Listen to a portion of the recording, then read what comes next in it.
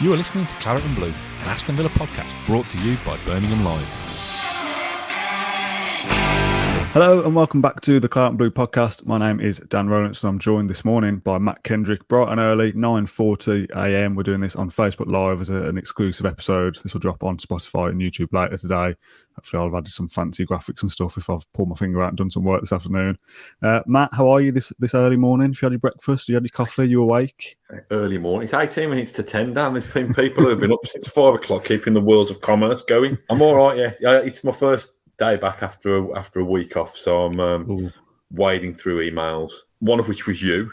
Was it? You know, and the last one I was on was post Fulham, so you know I think you only bring me in after the kind of really mediocre performances and defeats, but you know it's a bright future on the horizon, we hope. Today we're going to do the 13 things that Unai Emery has on his Aston Villa to-do list. Hopefully I've given it a snappier title by the time I upload this later, but words to that effect. We did this when Steven Gerrard took charge. Me and Pat Rowe did an episode. This was on the 23rd of February. So it wasn't when he took charge, but it was called The 5 Things Steven Gerrard Must Address to Stop Aston Villa's Declining Form. Do you want to have a guess at what a couple of those 5 things might have been? Because I can tell you now, Steven Gerrard did not sort any of those 5 things. I don't know. Win more football matches? I mean, effectively, that was in there. We had organise the defence, which didn't really work out. Sort the fullbacks, which was always a problem. The DM position, obviously playing a 4-3-3 with one holding midfield player. Clinical finishing, which, didn't really work out. And control games, which, God, I've not controlled a game since Brentford away last week, and that was the first one for a long, long time. So Steven Gerrard kind of failed our to-do list that we created for him back in February. So let's give Unai Emery a bigger to-do list of 13 things and see how many he can tick off over the next month, 2 months, 3 months. Can we make it easier for him then, so that he's not failing? Like, I don't know, put a nice picture of his family next to his desk, or do you know what I mean? Make sure he parks between the lines. Should we kick it off with the first one that you came up with, so you can explain? Manage expectations. Now, what would you mean by that? I've criticised managers in the past for doing more to try and manage expectations and downplay expectations than for managing football teams, but they've tended to do that at points in their reign where they've started to struggle and said, well, actually, this was my remit. Yeah. When they've been starting clutching and clinging for stuff. I think it needs to be made clear from day one. I don't know whether Christian Purslow will sit alongside him as he's unveiling. I should imagine he probably will do. But I think it needs to be made quite clear that Emery has been bought in. Yes, he wants to get us up the league. He wants to make sure that we're not looking over our shoulders at relegation. That's got to be the immediate aim. But to almost try and encourage us, the Claret and Blue podcast, the Villa fans as a whole, just to tell us and convince us that this is a longer term project and we're not going to see. I mean, how many managers have we had, Dan? We've had about 5 managers in the last, probably since we got relegated. Emery's the 10th permanent manager since O'Neill left. So 12 years since O'Neill left, I think. 10 since Steve Bruce, Paul Lambert, Dean Smith had more than a year, basically. The rest of them were all a year under. Yeah. So kind of averages out to basically 1 every season, which is, no surprises. We are where we are. So, I think it's just a warning that this is not going to be necessarily a quick fix, and that we've got to try and allow this new man to come in and build something. His pedigree suggests that he is capable of doing it. I did fear for him a little bit when I look down that CV and I see all these brilliant achievements, and then I see Aston Villa added to it, and I'm thinking, I just hope that he can be given space. Space and time, and we need to see some encouragement. Obviously, we can't have performances and results like particularly the second half at Newcastle at the weekend. We've got to create an atmosphere that's conducive to a manager actually building something. I've said this before, that the laboratory conditions sometimes at Villa Park can suffocate managers. And that's not an anti-Aston Villa thing. It's just the fact that sometimes it's boom or bust, isn't it? Nobody releases a brochure that says, stable consolidation and building gradually. It's not an attractive, sexy way of going about things, but it's exactly what Aston Villa need to do at the moment. Realistic. I don't think he will come in and bluntly say, my only ambition is to keep Aston Villa in the Premier League. He's a guy who's used to kind of dining at the top table of European football. But equally, I'm not sure he can come straight out and say, yes, I'm ready for my 5th Europa League in 18 months' time. Emery arrives at a time when Aston Villa aren't necessarily that. They've got owners with who are invested in financially and who are invested emotionally, we're led to believe. So I don't think he needs to come and say, I'm going to spend my next 3 or 4 years just kind of circling the plug hole and making sure we don't go down. But equally, I don't think Villa fans should think that we've got this elite manager, it's going to suddenly be like flicking a switch and we're suddenly going to be brilliant. I think that's as much for the board and the owners to do as it is for Emery to do, to be honest, in terms of managing those expectations. Right, let's move on to the next one. We've called this one Big Team Meeting, and I think Ash penned this one to kind of assess what's gone wrong so far. One of the first jobs that any new manager should do. And you would assume from the things you've heard about him kind of being really specific on details and stuff, he will watch every single Villa game back this season, which I assume is something that most new managers will do. Won't make for pretty viewing, will it, that, watching all our games back in the next week or so? Yeah, I mean, Big Team Meeting, you'd hope he'd be doing that. I've had to give each one like a bit of a catchy header and I couldn't think of anything else. You'd hope he'd be doing that several times a week. We hear, don't we, that he's meticulous. I think I read somewhere that some of his team briefings and his video viewings are so detailed that some of the players have fallen asleep. Did I read that somewhere? Yeah, I've seen that as well. So, obviously, our viewers and listeners will be able to relate to that. Yeah, I think obviously he's got to get that group together straight away because, I'm just trying to think. The bulk of the group, how many have been there since year one of the Premier League? Probably about half a dozen. So he's just going to have to be quite clear from day one what he expects. But that's not an Emery thing, is it? That's any new manager having to assert their authority very quickly in a way that actually brings people along for the ride rather than alienates them. I've only seen little bits of clips that from what he's done previously and how he's faced the media.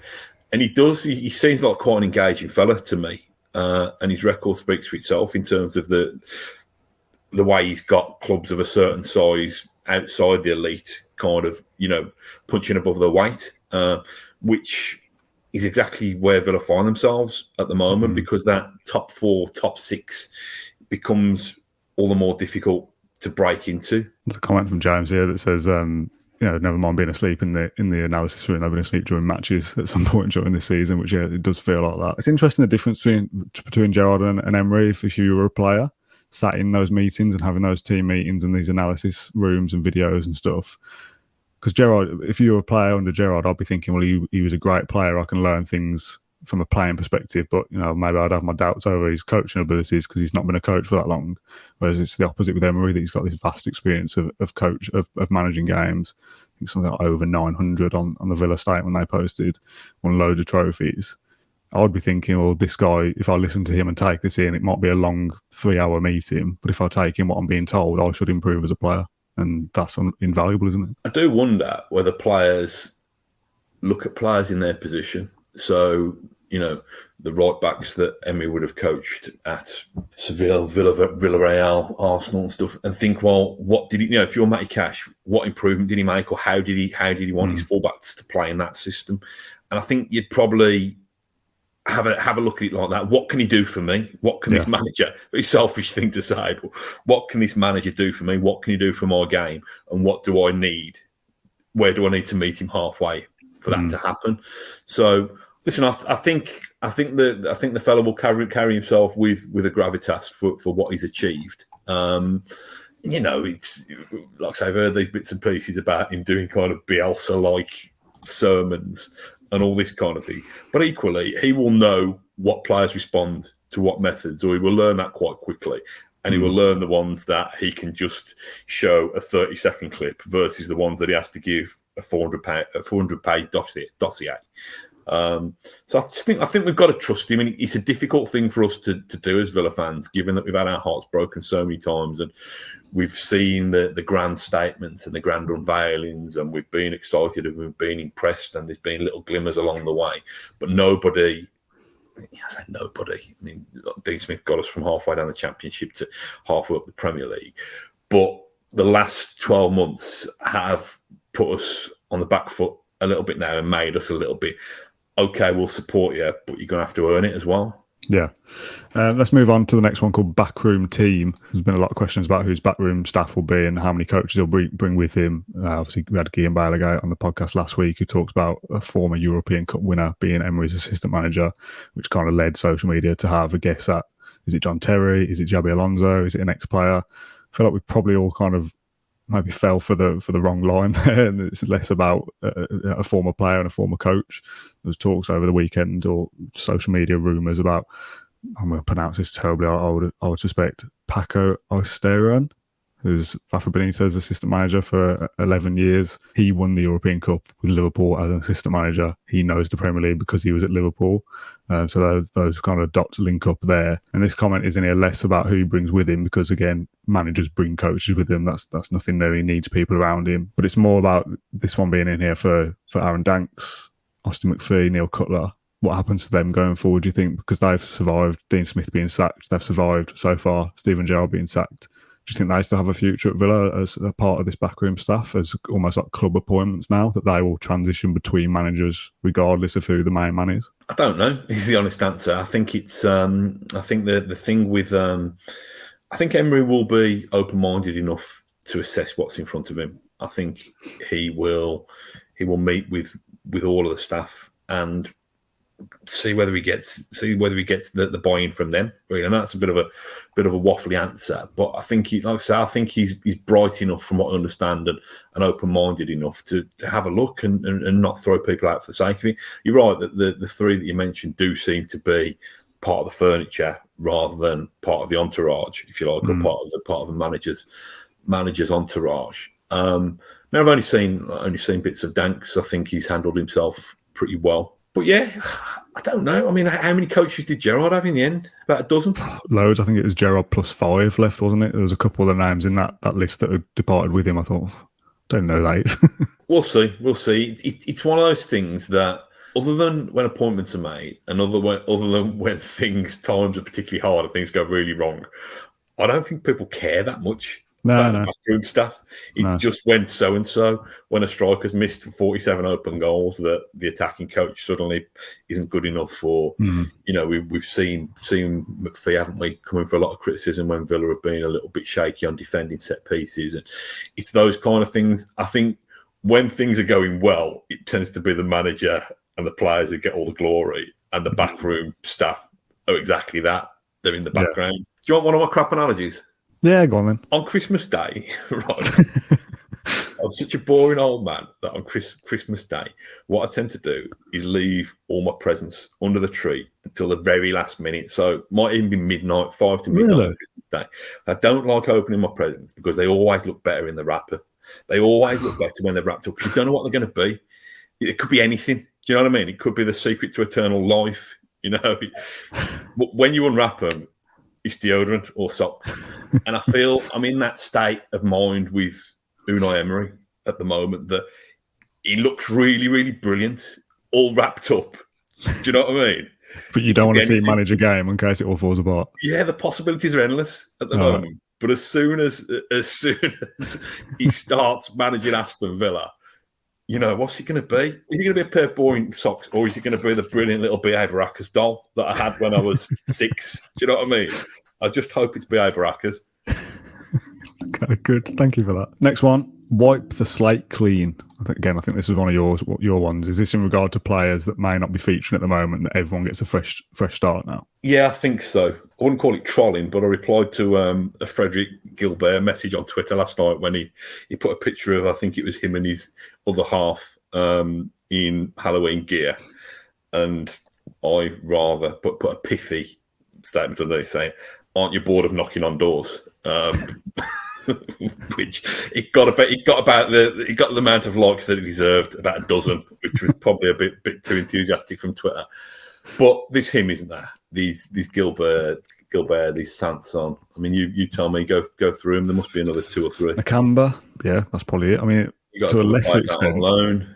Yeah, players out on loan. To a lesser extent, and we'll come on to him in a bit. Even someone like Buendia, who's I think played 51 games now and only started 25 or 26, and you just think, in other sides, Buendia starts 50 games, not half of those. So again, not kind of a slate clean for him in terms of someone like Sanson or Nakamba who are nowhere near it. But yeah, to a lesser extent, someone who's semi on the fringes that maybe deserves to start more. We've talked about Sanson and Gilbert before, who have not been fancied now by two managers in Smith and Gerrard. So is that a Sanson and Gilbert problem rather than a manager's? That's for Emery to decide, isn't it, I guess? Listening to the excellent podcast that John did with Willem Balaguer last week, him saying that, it doesn't have to be he doesn't have to be a 4-4-2 man or a 4-2-3-1 man or whatever. He's a horses for courses manager who's tactically astute enough to evolve during games and to make decisions mid-game. And if that is the case, I've got no reason to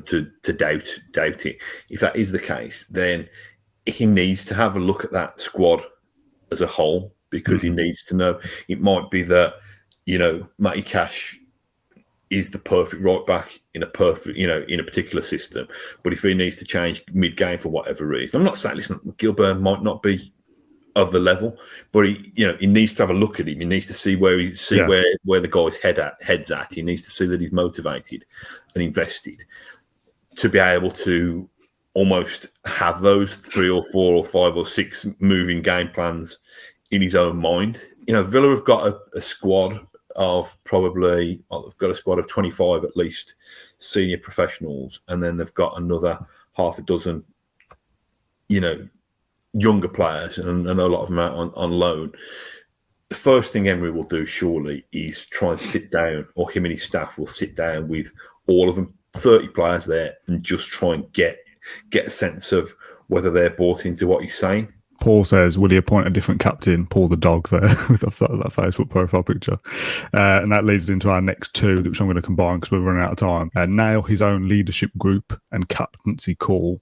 Now, obviously, there's a lot of talk about the captaincy over the summer, a lot of talk about a leadership group. Ashley Young, Emi Martinez, Tara Mings, Dan Ings, I think possibly, John McGinn, this kind of group of players, senior players that are asked their thoughts on whatever as a group, or however you want to put it. And then a club captain, a vice captain, and whatever else. And a big talking point in the summer with Gerrard changing it from Mings to McGinn. McGinn now not being in the team, being dropped, being subbed off in the end of Gerrard's era as well. And again, this was a problem that Gerrard kind of made for himself. If he'd kept Tara Mings captain, I think it would have saved a lot of heartache, to be honest, and a lot of stress, a lot of questions from journalists, a lot of talking points. What did Emery do? Does he keep it as is for the rest of the season? Does he keep it as is till January?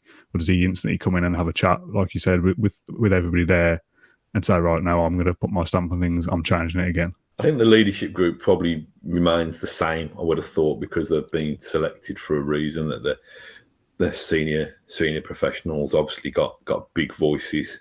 Whether he adds to it, I don't know.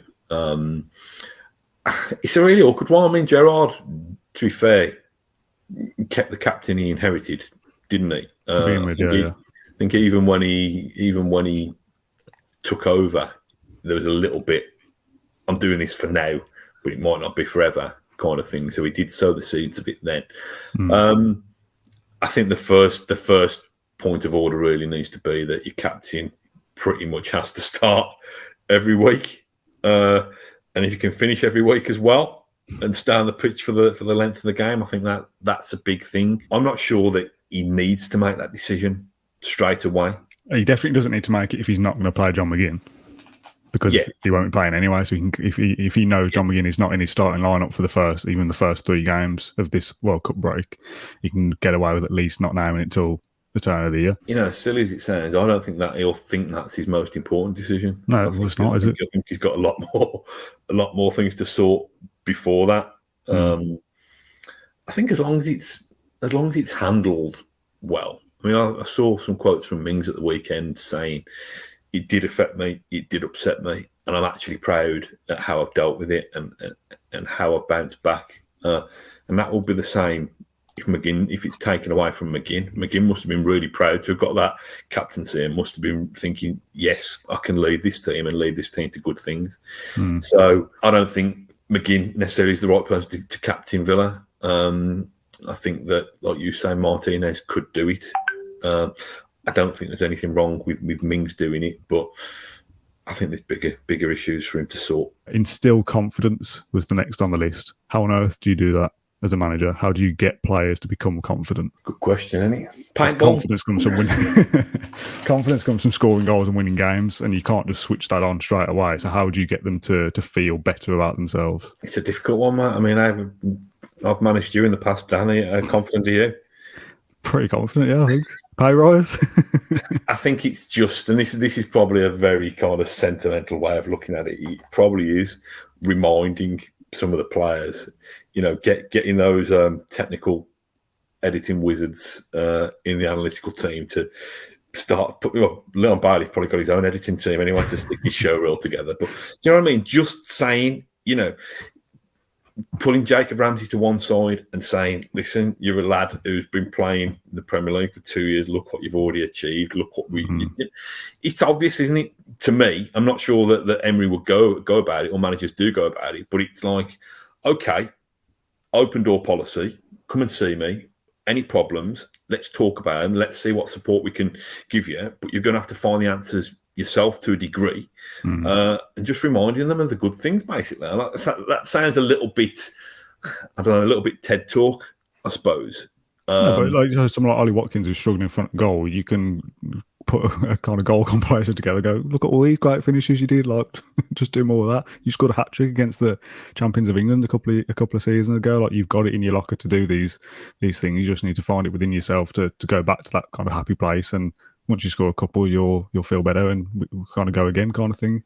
But it is a difficult task to kind of switch people on. But beat Man United on Sunday, for example, and that will change things. Let's move on. Coutinho Conundrum. We talked a lot about Philippe Coutinho over the last 12 months or so. When he first joined, I think we all almost just kind of fell for the hype of the ex £140 million man, the relationship between Gerrard and Coutinho on the pitch as players at Liverpool. Gerrard kind of hoping to rekindle some form as his mentor now as manager, and having some good spells, just certainly some good games and some good moments for us. And then the conversation since then of, I think, 1 goal contribution in 16 was the first time we saw it, and then it's 1 goal contribution in 18, and then 20 and 21, or whatever we're up to now. And he's not played the last couple of games, with Danks in charge, not started at least anyway. Gerrard's gone now, and we've spoken about, like, well, if Gerrard and Coutinho are supposed to rekindle this relationship, and Gerrard is the man who's going to get something out of Coutinho and get him purring again, and even he's not able to do it, where does that leave Coutinho now, and where does that leave Aston Villa, who have, we've kind of said, 17 million for Coutinho, that's a bit of a no-brainer, really. But we've now got this player on high wages who's underperforming and lost the relationship with the manager that signed him, and the manager is no longer there anyway. So what happens with Coutinho now? I refer the honourable gentleman back to one of the earlier items in the intro, which was give people a fresh slate. Yeah, and give them confident. He's or has been a world-class player. I was saying last year, shows what a poor judge I am. Well, I can only say what I see. I was declaring my undying love for him at times last season. Coutinho, some of the things that he did, some of the brilliant moments that he did. So that is still in him. He's not 38. He's not Ashley Young's age. What is he, 30 now? I think 30 or 31, yeah. He's 30. So I heard some comments from Jamie Carragher the other day saying that he wonders if the Premier League is too physical and too fast and too strong for him. Now, it shouldn't be. Well, he's no different in physicality that he was at Liverpool. Do you know what I mean? It's not like he was a bulky big player back then and he's lost a load of weight in the last 6 years and he's now this skinny little thing. He's the same player physically that he was at Liverpool, and it wasn't too much for him then. So I'm not sure physicality is the problem. I think the thing that hopefully Coutinho will benefit from, and I don't think this was quite done deliberately by Gerrard, but it certainly certainly came across as favouritism, I thought, towards Coutinho, who tended to, he could get back in the team, back in the starting lineup, regardless of what he'd given in the previous 60 or 70 minutes of the previous game. Whereas Buendia would struggle, even though he'd come on and impact games in the last 20, 25 minutes, would struggle to nail down a starting place. That won't exist anymore. I know Gerrard towards the end did start dropping or resting Coutinho, but those two start exactly level now. I think, with a new manager. And Coutinho's in a really strange place at the moment. Listen, he could retire tomorrow and become, and be a very wealthy man and be very proud of what he's achieved through in his career. But he hasn't got to that stage in his career by not having to overcome hurdles and challenges and by quitting when the going gets tough. So I think, again, it depends how hands-on Emery and his coaches are. Can they get into the head of Coutinho and just rediscover what makes him tick? I think it's unfair for us to write him off so quickly now when we're all gushing about him. As recently as 6 months ago, perhaps. Yeah. So I think there's an opportunity there for him. If he doesn't grasp it, I think it goes down as a really frustrating footnote, because everybody's saying that, well, not everybody, but lots of people are saying that Unai Emery is probably, since Gerard Houllier, probably the most elite level coach that we've been able to attract. Now, Coutinho is probably the most elite level player that we've been able to attract. Give the guy a chance, and if Emery can start making him tick and he can make Aston Villa tick, that's already a big green tick in the new manager's box, so to speak. Now, the next one on the list, funny enough, was the Little Warrior, which obviously refers to Buendia. We spoke in the last episode that we did of who kind of benefits most from Unai Emery in terms of maybe fitting in the system or whatever. Now, I don't know whether Buendia fits in Emery's system perfectly, whether that's his kind of player. I'm not so sure. I would suspect yes, with kind of his work rate and stuff. But yeah, we'll wait and see if that is the case. But Buendia is the one player I want to see the biggest kind of turnaround from. Again, not quite make or break for Buendia, but another new manager to impress now. Signed under Dean Smith, wasn't he? To replace Jack Grealish. Gets not a great chance from him with Smith being sacked. Gerrard, again, doesn't really get a chance under him because he favours Coutinho. So now he's almost got a bit of this fresh start to come in and impress another manager. And I want to see Buendia feature and start most games, to be honest. He's the one that I'm most looking forward to seeing kind of progress over the next year or two. To have a flair player with that competitive willingness to graft and to battle and to put himself about for a little fella, he's brilliant. It frustrates the hell out of me, really, that we've not been able to unleash somebody who was an absolute superstar in a relegation season. Again, it won't be for the want of trying. He wants to be the absolute best version of himself. You can see that. You can see how frustrated he gets when things don't go quite right for him. You can see the joy that he takes when things do go right for him. Unai Emery, yes, Villa have activated his release clause, his buyout clause or whatever, and then they've given him a fantastic salary. He must have been excited enough about this project to leave what he's doing to come and join an Aston Villa team that is, always on the brink of triumph or disaster, most regularly disaster. He must have had faith in looking down that squad list of players and seeing the likes of Buendia and Coutinho and Watkins and Ings and Mings. Don't need to go through the whole squad, but he must have thought there's enough there to work with.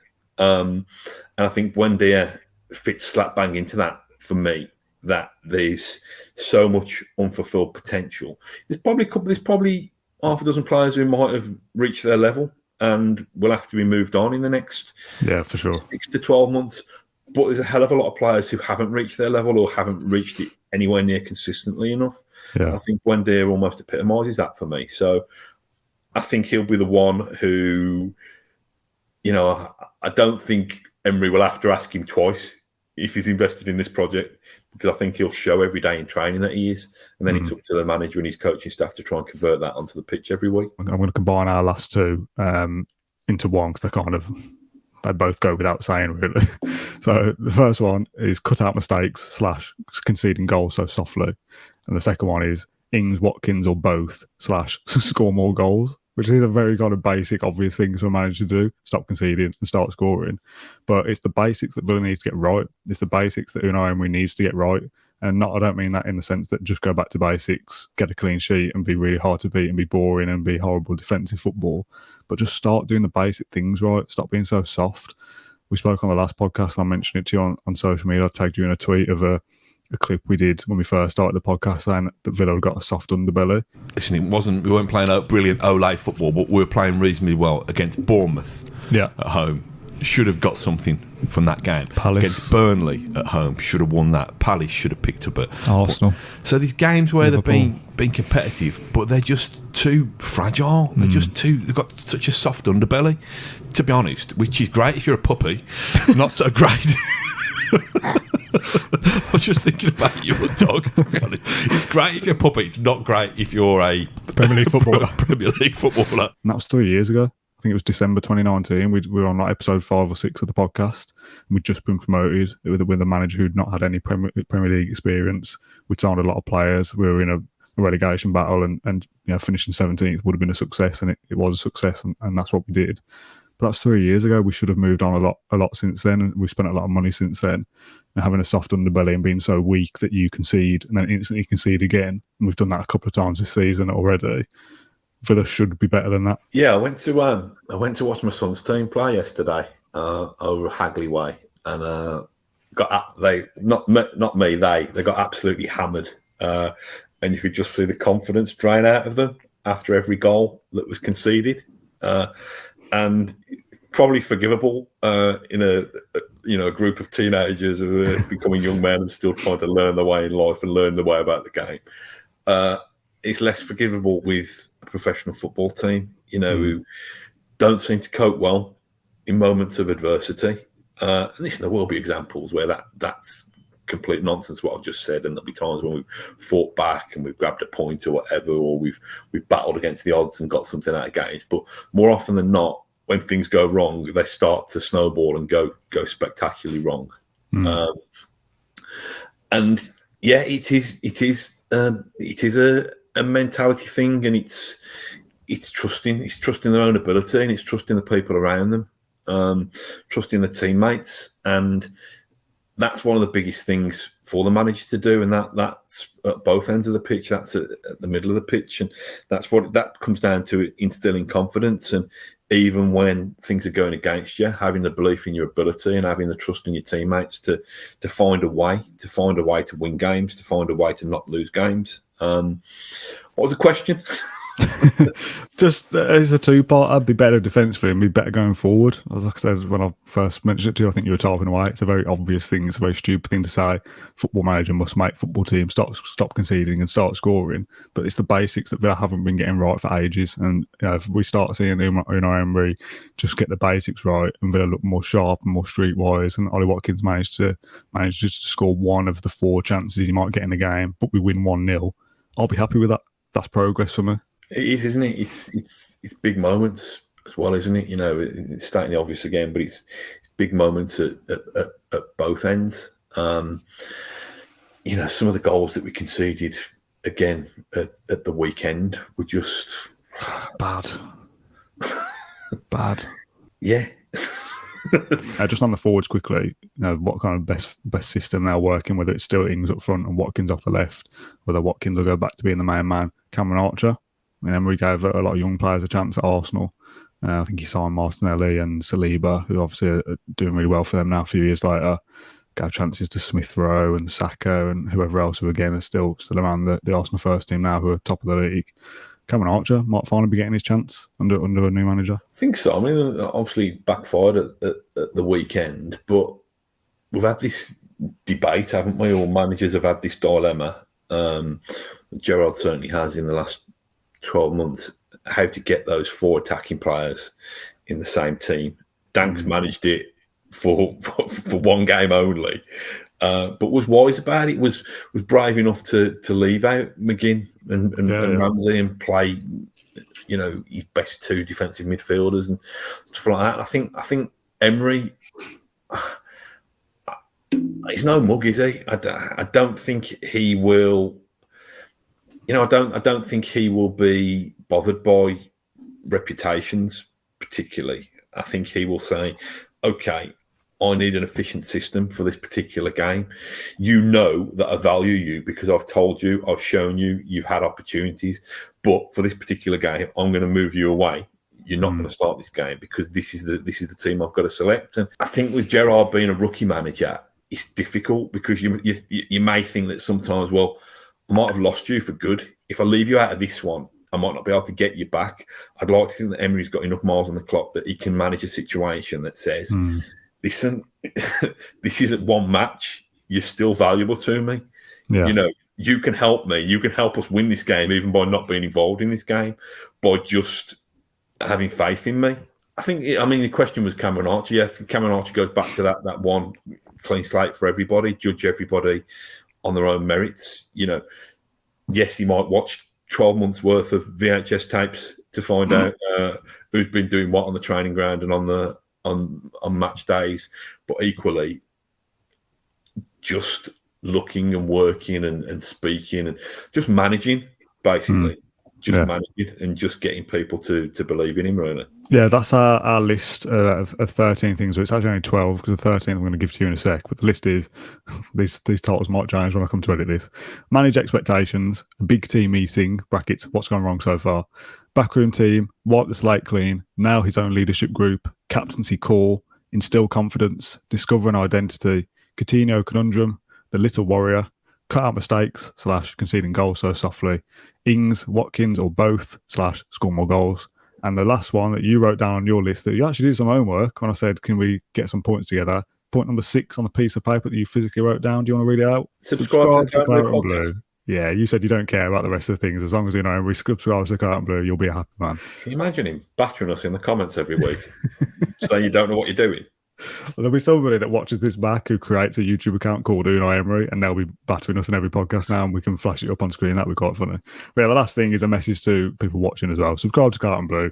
Not so much for Unai Emery, although maybe you'll learn some more English from our podcast as well. You'll learn some crap analogies, and he'll be starting talking about Christmas presents in the dressing room because he's seen you on a podcast. I think he'd go backwards, mate, if he's tried to learn English from us.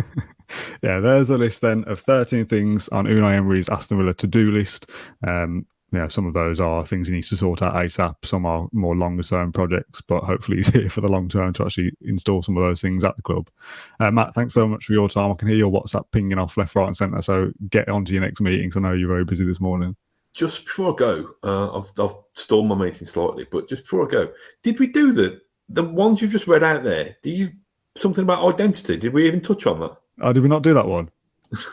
I'm just thinking for the purposes of your titles. Yeah, we might not have done that one. Discover an identity. I mean, goes without saying, doesn't it? Discuss ... Yeah, work out what you want to do it. That is what we mean by identity. We've talked about identity a lot in the podcast over the last few weeks. What are Aston Villa moving forward? And if we can sit here in 12 months' time and go, right, this is what an Unai Emery side looks like, he'll have given us an identity in some respect, whether that's counter-attacking football or being defensive and having a deep line or whatever it is, possession football. I'd like to sit here in 6-12 months' time and go, okay, right, that is what Villa do now. That's what I mean by identity. But yeah, that's that one ticked off. I'm not sure whether we did mention it or not, but yeah, that'll do. Matt, thanks for your time. Thanks for flagging me up on that one. Thanks for the Facebook comments, for getting involved as always and sticking with us throughout this show.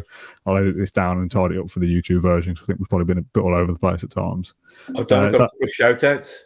A couple of shout-outs as well. Go on then, get them done. Yeah, Kathy and Graham, who apparently were in Australia with Ash, and Ash name-checked absolutely everybody else amongst the travelling party except Kathy and Graham.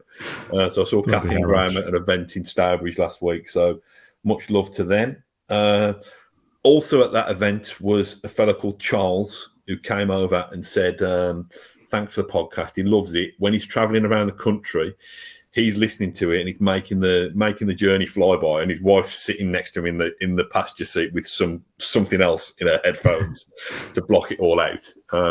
That was Charles. And the other one was a fella yesterday at my son's match from the opposition after they'd given us a proper old drubbing. Came over and said, "You're not done the podcast last night?"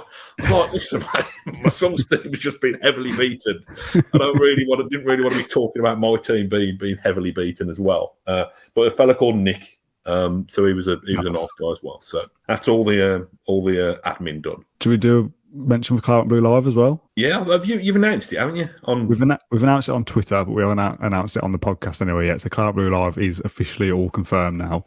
The tickets are free, but you have to buy them on a website. I'll put the link down below for that on the YouTube comments and whatever else on social media. The capacity at the venue, which is the Aston Inn, is technically 150. So I've put tickets to like 135 or 140 to allow some wiggle room because I don't want to breach health and safety restrictions and all these kind of things. The amount of paperwork I've had to do over the last week, by the way, is a joke. But the tickets for that will go on sale on Tuesday night. We'll tweet about it. We'll post it wherever you can get it. It's the Aston Inn. It's November the 18th. Doors open 6 p.m. The show will start, I believe, at 6:30 if everybody's there. If not, we'll push it back a bit. We'll be doing a live podcast. You, Matt, me, Ash and John doing a 4-way podcast, like a mid-season review. Obviously, the Qatar World Cup break will be happening then. We'll play Brighton on this Sunday, and this is the Friday following that.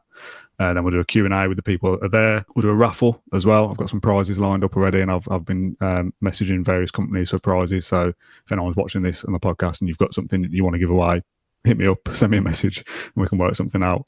The money raised from that raffle will go to the Villa Foundation and Acorns, which is where we're putting our money for the half marathon that we're doing next year as well. So there'll be a link with all the information down below on this podcast and on our Twitter page. Like I said, tickets are available Tuesday evening, probably 7 p.m. But I'll confirm that in the next day or so. But yeah, exciting. Should be good, shouldn't it? It is exciting, actually, yeah. I'm just trying to think what I normally drink there. It's you're buying everyone else a beer, isn't it? I was about to say if people come up and buy you a beer, but are you putting some money behind the bar or anything? I'm going to start that one, mate. Honestly, I'm skint. I've just had a half turn. So yeah, that's the information for Claret Live. Like I said, there'll be a link down below that you can go and find all the information that you need. So yeah, we'd love it if you can get involved and come and say hello. Yeah, should be good fun. Matt, thank you very much for your time on this podcast as always. I know you've got to get off. I've also got to get off as well. So I'm going to wrap this up now. Thanks everyone for watching. Leave a like on the YouTube video. Subscribe if you're watching Unai Emery and leave a comment down below as well. Thank you very much for watching, and we'll be back in a couple of days. Cheers, everyone. Thank you for listening to Claret and Blue, an Aston Villa podcast. If you enjoyed today's episode, then please do let us know. We love hearing your feedback. We'll be back soon with another episode, but until then, up the Villa.